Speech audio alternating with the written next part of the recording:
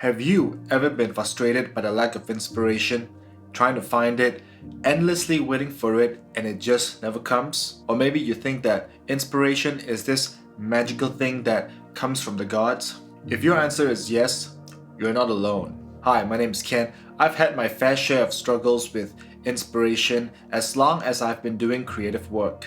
I once believed that inspiration was this magical thing that only the gods can give it to you, until I found out what it really is all about and how understanding it can change our creative fortunes. So stay on and find out. First, let's take a look at the official definition of inspiration.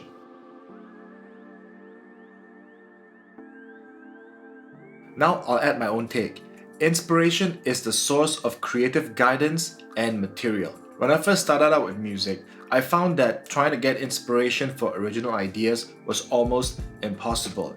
Everything I do or play sounds like something that I had heard before, and that always got me really frustrated. The thing was, the music I made actually sounded pretty okay, but no matter how hard I tried, I still keep sounding like someone else. So I eventually stopped thinking too much about it, and over the years, I realized I was getting less and less troubles getting inspiration for original ideas, and my music was becoming more and more original. And that got me thinking, what actually happened? What was different between now and from when I first started, apart from the years of experience and volumes of music that I've consumed and created? And then, it snapped on me.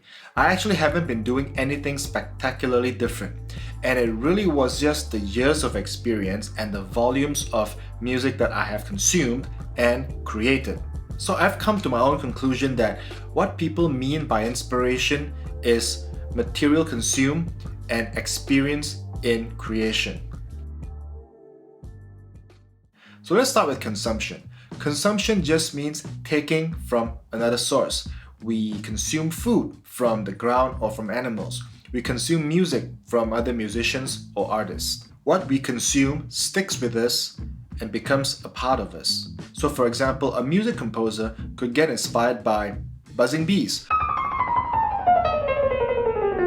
So what matters is how it contributes to the way you think. Growing up, I consumed a mix of classical, world, and metal music.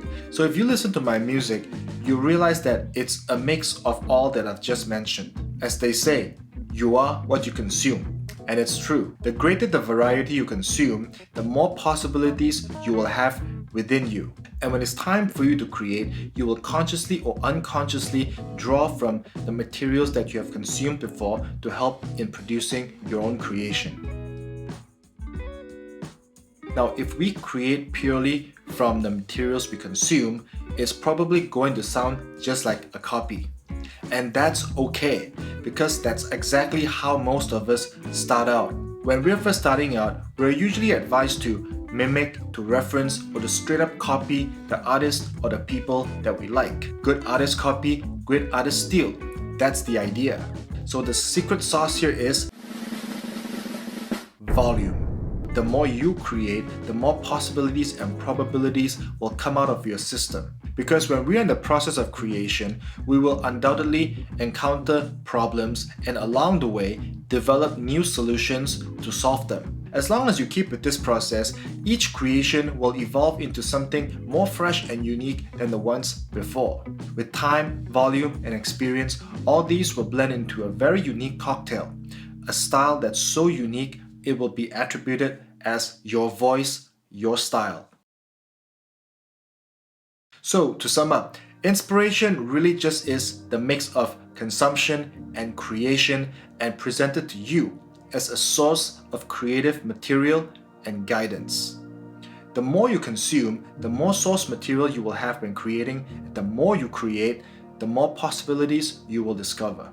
The quality of your inspiration grows with you.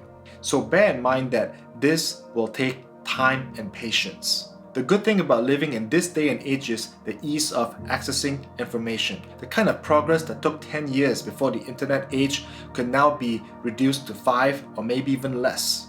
That's it for this topic. If you like what I shared in this video, please let me know down in the comments below. I hope the information here has helped you in some way, and thanks for watching.